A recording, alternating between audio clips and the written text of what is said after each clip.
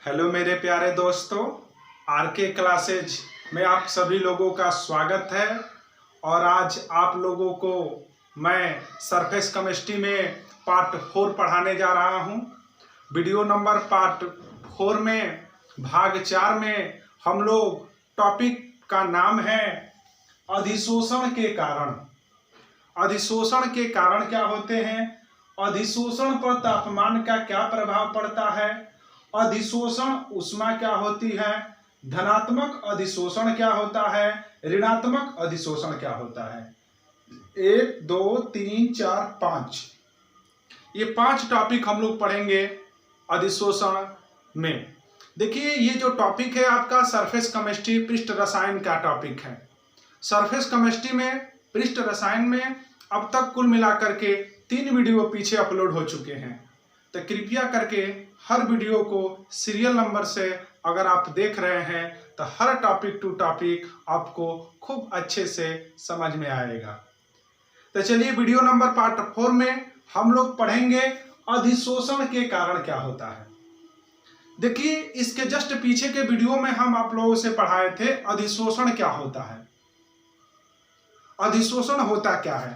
तो आपसे हम ये बताए थे कि ये मान लीजिए कि ये कोई ठोस है, मान लीजिए कि ये कोई ठोस है और ये ठोस के पृष्ठ पर कण आकर के चिपक गए हैं, जुड़ गए हैं। ठोस के पृष्ठ पर कण आकर के क्या किए हैं, जुड़ गए हैं तुम्हारे, ठीक है। ठोस के पृष्ठ पर कण आकर के क्या किए हैं, जुड़ गए हैं। तो इसी घटना को हम लोग कहते हैं अधिशोषण।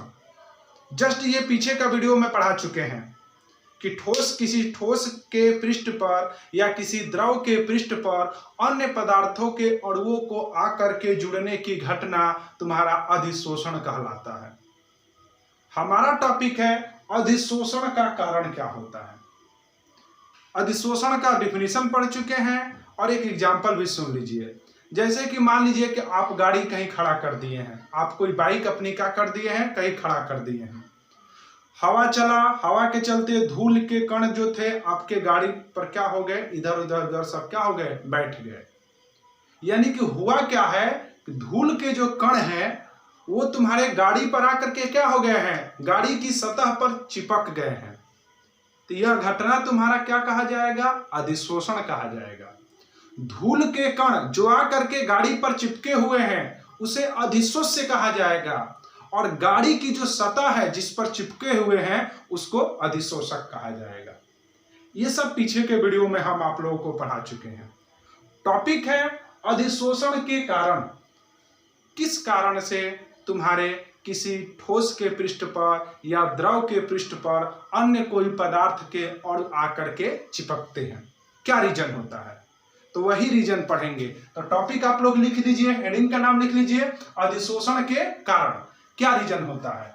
तो चलिए, अभी हम सपोज कर रहे हैं ये कोई ठोस है, सपोज कर लिए ये हमारा क्या है, ठोस है, और ये कण है कोई, ये कोई क्या है बाबू, आपके कण है, ठीक है। ये जो कण है इस ठोस के पृष्ठ पर आकर के चिपक जाएंगे तो यह घटना अधिशोषण कही जाएगी। क्यों चिपकते हैं, क्या रीजन होता है, तो वो सुनिए। रीजन ये होता है कि ये जो ठोस है ये इन मॉलिक्यूल पर, इन कणों पर क्या करता है, एक अट्रैक्शन बल, आकर्षण बल आरोपित करता है। मैंने कहने का मतलब क्या है कि ये तुम्हारा जो ठोस है, ये ठोस के जो पदार्थ है या कोई मैटर है, इन पदार्थों पर क्या करता है, अपना एक आकर्षण बल, अट्रैक्शन फोर्स क्या करता है, उस पर डालता है, ठीक है। आकर्षण बल के कारण क्या होता है, ये सब जो मॉलिक्यूल होते हैं तुम्हारे इसके पृष्ठ पर आकर के चिपकने लगते हैं या इसके पृष्ठ की ओर खींचे चले आते हैं, और एक ऐसी स्थिति आती है कि उस पर पृष्ठ पर आकर के क्या होते हैं, जुड़ जाते हैं। समझ में आ रहा है कि नहीं आ रहा, मैंने हो क्या रहा है बाबू कि जो ये कण आकर के चिपक रहे हैं इस पर, तो इन कणों पर ये पदार्थ क्या करता है, ये जो तुम्हारा पदार्थ है इस पदार्थ को क्या कहते हो, अधिशोषक कहते हैं। पीछे का वीडियो में पढ़ा चुके हैं। और इस पदार्थ को क्या कहते हो? अधिशोष्य कहते हो, कहते हैं। तो ये जो अधिशोष्य के जो कण है तुम्हारे, ये बाबू अधिशोषक द्वारा खींच लिए जाते हैं। अर्थात ये अधिशोषक जो होता है अपने अंदर से एक आंतरिक बल, आंतरिक आकर्षण बल इन पर आरोपित करता है कि भैया हमारे ओर क्या करिए, आप आ जाइए। और आकर के क्या होता है, ये जब कण क्या होते हैं, जब ये आकर्षण बल इस पर लगाएगा तो ये वाला कण ऑटोमेटिक आकर के तुम्हारे इस पर खींचे चले आते हैं और आकर के इससे क्या होते हैं, जुड़ जाते हैं। बात समझ में आ रहा है कि नहीं आ रहा है? यही तुम्हारा रीजन होता है अधिशोषण का कारण का। हाँ, किसी के पृष्ठ पर कोई अन्य पदार्थ क्यों जुड़ता है, तो वो जो स्वयं पदार्थ होता है अन्य पदार्थ पर तुम्हारा अट्रैक्शन बल आरोपित करता है, जिनके चलते वो जो कण होते हैं उसके पृष्ठ पर आकर के क्या करते हैं, जुड़ने लगते हैं। ये रीजन होता है। इसका एग्जाम्पल भी और सुन लीजिए। आप चुंबक ले लिए हैं, मान लीजिए कि ये चुंबक है आपका, ये क्या है आपका, चुंबक है, ठीक है। ये जो चुंबक है तुम्हारा और यहां पर लोहे का बुरादा है, ये सब लोहे का क्या है, बुरादा है। ये तुम्हारा लोहे का क्या है, बुरादा, छोटा छोटा कण है। तब ये चुंबक क्या करेगा, इन पर अपना एक आकर्षण बल आरोपित करेगा, इस कणों को क्या करेगा, अपनी ओर खींचने की चेष्टा करेगा, जिसको हम लोग चुंबकीय बल के नाम से जानते हैं, मैग्नेटिक फोर्स के नाम से जानते हैं। यानी कि ये चुंबक क्या किया, इन कणों पर अट्रैक्शन बल लगा करके और अपनी ओर क्या कर दिया, इसको खींच लिया, ठीक है। तो अभी बताया कि ये जो पदार्थ है, इस पदार्थ पर ये कण आकर के चिपक रहे हैं, तो इसको क्या कहते हो, अधिशोष्य कहोगे। इसको क्या कहोगे, अधिशोष्य कहोगे, और इसको क्या कहोगे, अधिशोषक कहोगे। यानी कि क्या हो रहा है इसमें, अधिशोषक जो है अधिशोष्य पर एक आकर्षण बल डाल रहा है, और उस आकर्षण बल के कारण क्या होता है, तुम्हारा वो जो चिपकने वाले जो कण है इसके पृष्ठ पर आकर के क्या होते हैं, जुड़ने लगते हैं। कोई दिक्कत? यही आपका मुख्य रीजन होता है अधिशोषण का। अच्छा समझ में आया ना? तो आप लोग कैसे लिखेंगे, लिखेंगे कि जब अधिशोषक को अधिशोष्य के करीब ले जाया जाता है तो अधिशोष्य जो होता है अधिशोषक द्वारा खींच लिया जाता है। यानी कि अधिशोषक यह जो है इन अधिशोष्य के कणों पर अपना एक अट्रैक्शन बल, आकर्षण बल क्या करता है, डालता है। और ये इस पर आकर्षण बल जब इस पर डालेगा तो ये क्या होगा, खींच करके यहां पर आकर के क्या होने लगेंगे, चिपकने लगेंगे। और इस तरह से यह तुम्हारा अधिशोषण का रीजन हो गया। समझ में अच्छा है ना? आप लोग नोट्स बना करके अपने शब्दों में लिखते चलिएगा। कोई दिक्कत? अधिशोषण का मुख्य रीजन क्या होता है, तो क्या बताएंगे, जो पदार्थ होता है, जिस पदार्थ के पृष्ठ पर अन्य कोई पदार्थ आकर के जुड़ता है, वह जो पदार्थ होता है अन्य पदार्थों पर जो आकर के जुड़ रहा है उन पर एक अट्रैक्शन फोर्स, आकर्षण बल डालता है, और जिसके चलते वह जो छोटे छोटे कण हैं, जो पदार्थ हैं, गैसें हैं, उसके पृष्ठ पर आकर के क्या होने लगती है, चिपकने लगती है। और इस तरह से वह तुम्हारा अधिशोषण की घटना वहां से संपन्न हो जाती है। कोई दिक्कत? चलते हैं अब दूसरा टॉपिक पर, आप लोग नोट भी करते रहिएगा। दूसरा टॉपिक है अधिशोषण पर तापमान का क्या प्रभाव पड़ता है। वेरी इंपॉर्टेंट टॉपिक, बहुत इंपॉर्टेंट टॉपिक है कंपटीशन के लिए। ये दोनों टॉपिक और इंपॉर्टेंट है, अधिशोषण ऊष्मा और अधिशोषण पर तापमान का प्रभाव। तापमान बढ़ाएंगे तो अधिशोषण जो हो रहा है वो बढ़ेगा कि घटेगा। बार बार कह रहे हैं कि अधिशोषण क्या होता है, किसी वस्तु के पृष्ठ पर, सतह पर अन्य पदार्थों की जुड़ने की ही घटना अधिशोषण कहलाता है। अब मान लीजिए कि ये कोई पदार्थ है, इस पदार्थ पर अन्य कोई कण आकर के चिपकेंगे तो इस घटना को क्या कहोगे, अधिशोषण कहोगे। अब कह रहा है टॉपिक तुम्हारा अधिशोषण पर तापमान का क्या प्रभाव पड़ेगा, माने कि इस पदार्थ पर जो कण आकर के चिपक रहे हैं, तापमान अगर बढ़ाएंगे तो क्या और ज्यादा चिपकेगा। यदि अगर हम तापमान घटा रहे हैं तब ज्यादा चिपक रहा है, माने कहने का मतलब हमारा ये है कि जब कभी अधिशोषण की घटना हो रही है तो वहां पर टेम्परेचर बढ़ा देंगे या टेम्परेचर घटा देंगे, तो क्या वो जो कण है जो उस पर चिपक रहे हैं उसकी मात्रा बढ़ेगी या घटेगी। यही सब तुम्हारा टॉपिक है, अधिशोषण पर तापमान का प्रभाव। अधिशोषण बार बार कह रहे हैं, ये पृष्ठ है, इसके पर कोई अन्य पदार्थ आकर के जुड़ रहा है, तो अगर तापमान बढ़ाएंगे तो क्या और ज्यादा जुड़ेगा, तापमान घटाएंगे क्या तब ज्यादा जुड़ेगा। यही चीज अगर तुम बता रहे हो तो वो तुम्हारा टॉपिक पूरा हो जाता है, अधिशोषण पर तापमान का प्रभाव। ठीक है, तो चलिए पढ़ते हैं कि जब अधिशोषण की घटना हो रही है तो तापमान बढ़ाने पर अधिशोषण की क्षमता बढ़ेगी कि तापमान घटाने पर अधिशोषण की मात्रा बढ़ेगी। ठीक है, तो चलिए पढ़ते हैं हम लोग। आप लोग ये टॉपिक लिख लीजिए, अधिशोषण पर तापमान का प्रभाव। देखिए, आपको अब अपने दैनिक जीवन में लेकर के चलते हैं। दैनिक जीवन में चलेंगे तो बहुत अच्छा समझ में आएगा। ये मान लीजिए कि हम पेप्सी का बोतल ले चुके हैं, गर्मी का मौसम चल रहा है, ठंडा भी पिया जाए, माना कि है, ये चल लीजिए, मान लीजिए कि ये तुम्हारा पेप्सी की बोतल है। ठीक है, मान लिए ये तुम्हारा पेप्सी की ठंडी बोतल है, ठंडी बोतल है, बोतल पेप्सी की ठंडी बोतल है। अब तुम्हारा क्या होता है, आप लोग खुद सोचिएगा। ये पेप्सी है और ये पेप्सी की ठंडी बोतल है। चलिए मान लीजिए, इसी को मान ले रहे हैं, इसके अंदर मान लीजिए कि ठंडी है, कोई पेप्सी है भरा हुआ है, वो बहुत चिल्ड ठंडा है कह सकते हैं।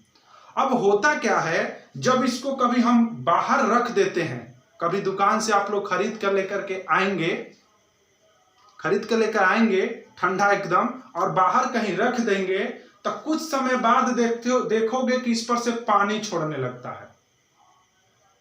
क्या बोतल में लीकेज है? अरे नहीं भाई, ये मत सोचिएगा कि हमारा पेप्सी में लीक हो गया है, दूसरा लाओ, ये तो पानी गिर रहा है इसमें से। नहीं बाबू, वहां पर तुम्हारा अधिशोषण की घटना देखने को मिलती है। अब कहोगे कि सर जी अधिशोषण की घटना कैसे देखने को मिलेगी? तो यार होता यह है कि वायुमंडल में जलवाष्प है, जल का वाष्प है जो हमको दिखाई नहीं दे रहा है, और जब जल के वाष्प को जब ठंडा करेंगे तो पानी हो जाता है, जानते हैं। तो जब ये चिल्ड पेप्सी का बोतल है, यहां पे ये बहुत ठंडा है, इसको खुले वातावरण में जब रख देंगे तो ये देखते हैं कि वायुमंडल में जो जल वाष्प है, जल की जो वाष्प है, इसकी सतह से टकराती है, और जब इसकी सतह से टकराएंगी तो ये पेप्सी ठंडा है ना, तो जलवाष्प ठंडा होगा, इससे टकराएगा तो ठंडा होगा, तो ठंडा होकर क्या बन जाएगा? पानी, और पानी बन जाएगा तो इस पर क्या हो जाएगा? चिपक जाएगा। अब बताओ, पेप्सी की बोतल पर जलवाष्प आकर के चिपक रहे हैं, उसके अंदर नहीं ना जा रहा है जी। तो ये बताओ, ये पेप्सी का बोतल का ये सतह है तुम्हारा, और इस सतह पर तुम्हारे क्या हो रहे हैं? वायुमंडल में जल के जो वाष्प हैं, जो हमको दिखाई नहीं दे रहे हैं नग्न आंखों द्वारा, वो इससे टकरा करके क्या बन जा रहे हैं? पानी बन जा रहे हैं, और इसकी सतह पर क्या हो जा रहे हैं? चिपक जा रहे हैं। तो ये बताइए, जल का वाष्प इस पर चिपक रहा है, तो जल का वाष्प इस पर चिपक रहा है, तो इस महोदय को कहेंगे अधिशोषक, और जल का वाष्प को क्या कहोगे? अधिशोष्य। तो ये बताइए, इस पर क्या हो रहा है? जल वाष्प चिपक जा रहा है इसकी सतह पर, तो अधिशोषण हुआ कि नहीं हुआ? कोई दिक्कत? अब ये बताइएगा, ये तापमान इसका जितना चिल्ड ठंडा था, उतना ही ज्यादा वाइपर इससे ठंडा होकर पानी बनेगा। माने कहने का मतलब यह है कि अगर गर्म बोतल रख दोगे तो उस पर जलवाष्प नहीं टकराएगा, जलवाष्प उस पर नहीं चिपकेंगे। क्यों? क्योंकि वो गर्म है। अगर वही ठंडा होता, बहुत ठंडा अगर होता, जितना ज्यादा ठंडा रहता, उतना ज्यादा जलवाष्प इस पर टकराते और इस पर चिपक कर पानी बनकर धीरे धीरे नीचे गिरने लगते। यानी कि इस बात से हमको यह स्पष्ट हो रहा है कि जब तापमान घटाएंगे तो अधिशोषण माने कि जो पदार्थ जुड़ने वाला है उसकी क्षमता बढ़ेगी। अभी बताए ना जी कि जितना ये चिल्ड ठंडा रहेगा उतना ही गैसें इस पर ज्यादा चिपकेंगी और जलवाष्प चिपकेंगी और जलवाष्प चिपक करके क्या बन जाएगी, ठंडी हो जाएगी। अगर ये गर्म रहता तो नहीं चिपकती। तो इस स्टेटमेंट से हमको यह स्पष्ट हो रहा है कि अधिशोषण पर तापमान का क्या प्रभाव पड़ता है। तो आप लोग क्या लिखोगे कि तापमान बढ़ाने पर, यदि तापमान बढ़ाने कह दे रहे हो तो अधिशोषण की क्षमता घटेगी। अगर तापमान घटाया जाएगा, किसका तापमान, तो ये जो अधिशोषक है इसका जितना तापमान घटाओगे तो इस सतह पर चिपकने वाले पदार्थों की संख्या क्या होगी, बढ़ेगी। अर्थात हम लोग यह कह सकते हैं कि अधिशोषण पर तापमान का क्या प्रभाव पड़ता है। तो क्या बोलोगे कि सर अधिशोषक अगर कोई पदार्थ है जिसकी सतह पर अन्य कोई पदार्थ आकर के चिपक रहा है, वह उसका तापमान जितना कम करेंगे उतना ही ज्यादा उस पर गैसें या कोई पदार्थ आकर के क्या होगा, चिपकेगा। अर्थात कह सकते हैं कि जो तुम्हारा अधिशोषण है वह तुम्हारा ऊष्माक्षेपी प्रक्रम है, माने कि स्वयं उसमें से ऊष्मा हमारी निकल रही है। यह भी इंपॉर्टेंट है, आपसे कोई पूछ सकता है, इंपॉर्टेंट टॉपिक है। अधिशोषण कौन सा प्रोसेस है, ऊष्मा शोषी प्रक्रम है कि ऊष्माक्षेपी प्रक्रम है। तो ऊष्माक्षेपी क्योंकि स्वयं ऊष्मा को निकाल करके स्वयं ठंडा हो जा रहा है। ठीक है, तो याद रखिएगा अधिशोषण पर तापमान का क्या प्रभाव पड़ता है। तो इसके आगे क्या लिखेंगे कि जब तापमान घटाते हैं किसका, अधिशोषक का, तो अधिशोषण की क्षमता क्या होती है, बढ़ती है। अर्थात जुड़ने वाले पदार्थों की संख्या क्या होती है, बढ़ती है। कोई दिक्कत। यहां से हम यह भी कह सकते हैं कि अधिशोषण एक प्रकार का ऊष्माक्षेपी प्रक्रम है। ये इतना बात लिखिएगा, अधिशोषण क्या है, एक प्रकार का ऊष्माक्षेपी प्रक्रम है। कोई दिक्कत। ऊष्माक्षेपी प्रक्रम किसे कहते हैं, वह पदार्थ या वह विक्रिया जिसको पूर्ण होता जब है तो उसमें से स्वयं ऊष्मा निकलती है, वैसे प्रक्रम को हम लोग कहते हैं ऊष्माक्षेपी प्रक्रम। दूसरा होता था ऊष्मा शोषी प्रक्रम, माने वह प्रक्रम जिसको पूर्ण कराने के लिए हमको ऊष्मा देनी पड़ती है, तब वह प्रोसेस, तब वह रासायनिक विक्रिया पूर्ण होगा। तो वैसे विक्रिया को हम लोग कहते हैं ऊष्माक्षेपीय विक्रिया। वह विक्रिया जिसको कराने पर स्वयं उसमें से ऊष्मा निकलती है उसको क्या कहते हो, ऊष्माक्षेपी प्रोसेस। और वह विक्रिया जिसको पूर्ण कराने के लिए हमको बाहर से ऊष्मा देनी पड़ती है, वैसे रिएक्शन को हम लोग कहते हैं ऊष्माक्षेपी रिएक्शन, ऊष्माक्षेपी प्रक्रम। यानी कि इसमें से स्वयं ऊष्मा निकल रही है तभी ना वो ठंडा हो रहा है जी। तो क्या लिखोगे कि तुम्हारा अधिशोषण की घटना ऊष्माक्षेपी प्रक्रम है। कोई दिक्कत। तो दो टॉपिक पढ़ लिए, क्या क्या पढ़ लिए, अधिशोषण के कारण, अधिशोषण पर तापमान का प्रभाव। तीसरा टॉपिक आप लोग से बार बार कह रहे हैं कि आप लोग नोट करते चलिएगा। तीसरा टॉपिक है अधिशोषण ऊष्मा क्या है। आप सुनिए, अभी बार बार कह रहे थे कि ये मान लीजिए कि ये कोई गैस है, ये कोई पेप्सी की बोतल है और इस पर कोई अन्य पदार्थ आकर के जब चिपकेगा तो इसमें से ऊष्मा निकलती है। क्यों निकलती है, क्योंकि ये कौन सा प्रक्रम है, ऊष्माक्षेपी प्रक्रम है। पढ़े हो अभी, माने कौन सा प्रक्रम है, इसमें से स्वयं ऊष्मा निकलती है, इसको ऊष्मा देनी नहीं पड़ती है। तो हुआ ये कि जब इस पर कोई गैस आकर के चिपकेगी तो इसमें से ऊष्मा निकलेगी ना। तो वही ऊष्मा की जो मात्रा होती है उसी को कहते हैं हम लोग उस अधिशोषण ऊष्मा।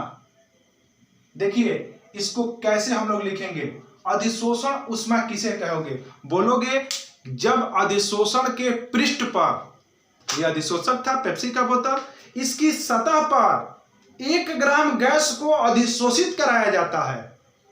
जब अधिशोषक की सतह पर 1 ग्राम गैस अधिशोषित कराया जाता है तो जाहिर सी बात है ऊष्मा इसमें से निकलेगी। तो जितनी ऊष्मा निमुक्त होती है या जितनी ऊष्मा निकलती है उसी ऊष्मा को हम लोग कहते हैं अधिशोषण ऊष्मा। फिर से एक बार सुनिए, नोट कर लीजिएगा। जब अधिशोषक के पृष्ठ पर 1 मोल गैस को क्या करते हैं, चिपकाया जाता है या अधिशोषित किया जाता है, तो वहां से जितनी ऊष्मा निकलती है उसमें से, ठीक है, उसी ऊष्मा को हम लोग कहते हैं अधिशोषण ऊष्मा। आप 1 ग्राम की जगह पर 1 मोल गैस बोलेंगे तो और बेटर रह सकता है। क्या हो जाएगा, जब किसी अधिशोषक की सतह पर 1 मोल गैस अधिशोषित कराई जाती है तो जितनी ऊष्मा निकलती है उसी ऊष्मा को क्या कहते हैं, अधिशोषण ऊष्मा कहते हैं। कोई दिक्कत? 3 टॉपिक पढ़ लिए, चौथा टॉपिक सुनिए। धनात्मक अधिशोषण और ऋणात्मक अधिशोषण, ये टॉपिक्स पढ़ते हैं। अब आप लोग नोट करते चलिए, रिवीजन भी स्वयं नोट्स बनाइए ताकि आप जिंदगी में कभी नहीं भूल पाए। और एग्जाम में आएगा 4 अंक से, इसमें चारों का चारों अंक आपको करने रहेंगे। इसमें से क्वेश्चन नहीं छोड़ा जाएगा, क्योंकि इसमें से क्वेश्चन छोड़ोगे तभी सेकंड केमिस्ट्री पढ़ाएंगे, उसमें क्या करोगे जो टफ है। तो चलिए पढ़ते हैं, धनात्मक अधिशोषण क्या होता है और ऋणात्मक अधिशोषण। कंपैरिजन करते हैं। ये मान लीजिए कि ये कोई ठोस पदार्थ है, ठीक है। अभी इसकी सतह पर कोई पदार्थ आकर के नहीं चिपका था, अभी इसकी सतह पर कोई पदार्थ आकर के नहीं चिपका था। हाँ, पदार्थ पहले से हाजिर थे कि हमको चिपकना है। ये सब छोटे छोटे कण ले लिए हैं, ठीक है। इन पदार्थ, ये जो पदार्थ है, इनका ये प्रॉपर्टी है कि हमको इसकी सतह पर क्या करना है, चिपकना है। प्रॉपर्टी इसका है कि हमको भाई इसकी सतह पर क्या करना है, चिपकना है, ठीक है। अभी हमको ये बताइएगा, यहां पर कोई पदार्थ आकर के चिपका हुआ है नहीं, तो अब क्या कर सकते हो कि अधिशोषण की क्षमता, अधिशोषण की सांद्रता कम है। क्यों कम है? क्योंकि इस पर कण आकर के भी नहीं चिपके हैं। जब इस पर कण आकर के चिपकना शुरू करेंगे तब क्या होगा तुम्हारा, यहां से और आकर के चिपकेंगे चिपकेंगे चिपकेंगे चिपकेंगे चिपकेंगे, तो यहां पर सांद्रता में कमी होने लगेगी और यहां पर सांद्रता में क्या होने लगेगी, वृद्धि होने लगेगी। इंपॉर्टेंट टॉपिक है, ट्रिक वाला टॉपिक है। सोचिए, शुरू में यह कोई ठोस पदार्थ था, यहां पर कोई कण आकर के नहीं चिपके थे, सांद्रता कम थी, और यहां पर सांद्रता बहुत ज्यादा थी। सांद्रता का मतलब मात्रा बहुत ज्यादा थी। कब? शुरू में। जब अधिशोषण हो गया, अधिशोषण का मतलब समझ में आ रहा है जी, अधिशोषण के बाद माने कि ये जो कण है इसके पृष्ठ पर आकर के चिपक गए हैं। अधिशोषण के बाद, अधिशोषण के बाद क्या हुआ है, अब ये जो कण है, बहुत सारे कण इसकी सतह पर आकर के चिपक गए हैं। बहुत सारे कण इसकी सतह पर आकर के क्या हो गए हैं, चिपक गए हैं यहां से, और यहां पर उसकी सांद्रता क्या हो गई है, बहुत कम हो गई। भाई पहले यहां पे बहुत ज्यादा कण थे, लेकिन जब अधिशोषण प्रोसेस हो गया तो अधिशोषण प्रोसेस के बाद ये सभी कण आकर के, अधिक से अधिक कण आकर के इसकी सतह पर जुड़ गए। तो अब क्या हो गया, अब यहां पर संख्या में क्या हो गई, तुम्हारी वृद्धि हो गई। अधिशोषण की सांद्रता क्या हो गई, बढ़ गई, और यहां पर जो अधिशोष्य पदार्थ थे उसकी सांद्रता क्या हो गई, कम हो गई। कम हो गई कि नहीं कम हो गई? कोई दिक्कत? तो इसी घटना को कहते हैं हम लोग धनात्मक अधिशोषण। मैंने कहते हैं क्या है बाबू, शुरू में जब कोई पदार्थ होता है, उस पदार्थ पर कोई कण नहीं चिपके हुए होते हैं, तो अधिशोषण की सांद्रता बहुत कम रहेगी, कोई प्रेजेंट ही नहीं हुआ है।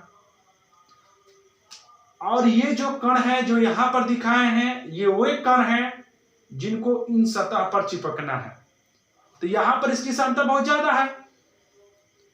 जब इसको अधिशोषण की घटना करा दिया गया तो ये देख रहे हैं कि अब यहां पे सांद्रता बहुत कम हो गई है, माने अधिक से अधिक कण इस पर आकर के क्या हो गए हैं, चिपक गए हैं, और यहां पर अब कण कम रह जाएंगे, माने यहां पर सांद्रता बहुत कम हो जाएगी। क्यों? क्योंकि ये सभी कण यहां पर आ गए हैं, यहां पर छिटपुट 1-2 बच गए हैं, तो भाई बच गए हैं तो सांद्रता कम और यहां पर सांद्रता क्या हो गई, ज्यादा हो गई।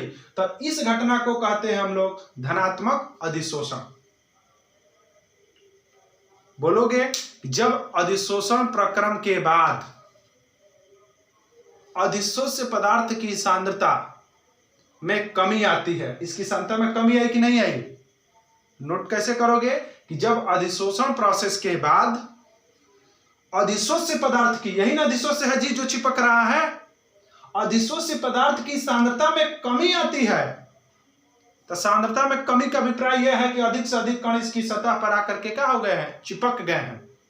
अर्थात अधिशोषक की सतह पर अधिक से अधिक कण आकर के चिपक गए होते हैं। तो इस घटना को हम लोग कहते हैं धनात्मक अधिशोषण। ऋणात्मक अधिशोषण क्या होता है, सेम वही है, माने कि यहां पर शुरू में कुछ नहीं था, सब यहां पे छोटे छोटे कण प्रेजेंट है कि ताकि हमको यहां पर चिपकना है। लेकिन हुआ क्या, कुछ कण ही आकर के चिपके, 2 4 10 कण आकर के यहां पर क्या हो गए, चिपक गए, बाकी कण अभी यहीं पर आ गए। लो बाकी कण क्या रह गए, यहीं पर आ गए। तो अब भी क्या हुआ है, यहां की सांद्रता भी कम ही है क्योंकि कम ही कण आए हैं, और यहां पर सांद्रता क्या है, अभी भी ज्यादा ही है। तो इस घटना को हम लोग क्या कह देंगे, ऋणात्मक अधिशोषण। कैसे लिखोगे इसको, जब अधिशोषण प्रक्रम के बाद, जब अधिशोषण प्रक्रम के बाद अधिशोषित हुई पदार्थों की सांद्रता कम होती है, माने इस पर जो पदार्थ हैं अधिशोषित हो रहे हैं, चिपक रहे हैं, इसकी सांद्रता क्या होती है, अभी भी कम ही है, यानी कि अधिक से अधिक नहीं चिपके हैं। तो इसी घटना को हम लोग कहते हैं ऋणात्मक अधिशोषण। यदि अधिशोषण के बाद अधिशोषित हुए कणों की संख्या में अत्यधिक की वृद्धि हो गई है, अर्थात उसकी सांद्रता क्या हो गई है, बढ़ गई है, तो इस घटना को हम लोग क्या कहते हैं, धनात्मक अधिशोषण। कुछ समझ में आया, हल्का सा टेढ़ा वाला टॉपिक है, यही नहीं जी। चलिए आपको एग्जांपल लेके चलते हैं। यहां पर मान लीजिए कि लड़की की शादी हो रही है, सोचिएगा लड़की का घर है, यहीं पर सब खाने वाने पीने का व्यवस्था है, और यहां पर सब बारात के लोग आकर के इकट्ठा हो गए हैं। सोच रहे हैं, यहां पर लड़की का घर है, शादी हो रही है, यहीं पर खाना वाना खिलाया जा रहा है, और यहाँ पर सब बारात इकट्ठा हो चुके हैं, टेंट वेंट समियाना यहाँ पे गिरा हुआ है उन लोगों को स्टे करने का, रहने का।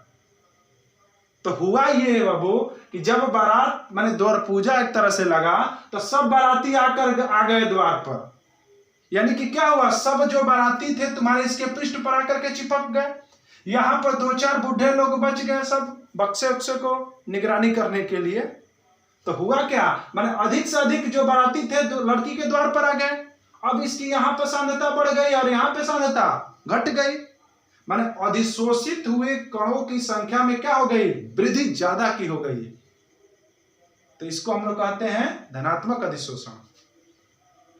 सेम वही घटना, लड़की की शादी हो रही है, यहाँ पर खाने पीने की व्यवस्था है, यहाँ पर बारात टिका हुआ है, जब द्वार पूजा लगा तो 2 4 10 लोग ही क्या कर रहे हैं, लड़की के द्वार पर आ रहे हैं।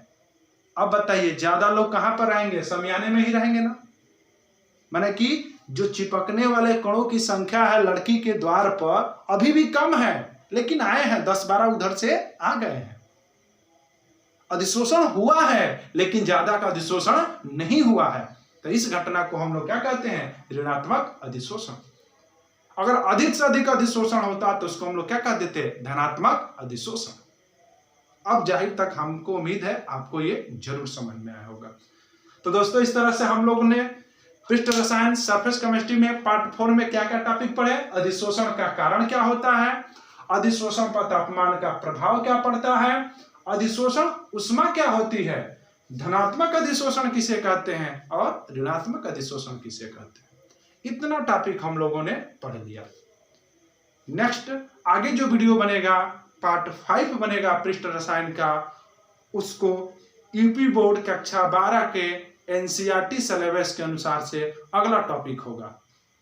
तो दोस्तों आप लोगों से यही अनुरोध है कि हर टॉपिक टू टॉपिक वीडियो को अच्छे से पार्ट वाइज पढ़िए और सरफेस केमिस्ट्री को विधिवत सरल शब्दों में आप समझ करके स्वयं नोट्स बनाइए। धन्यवाद।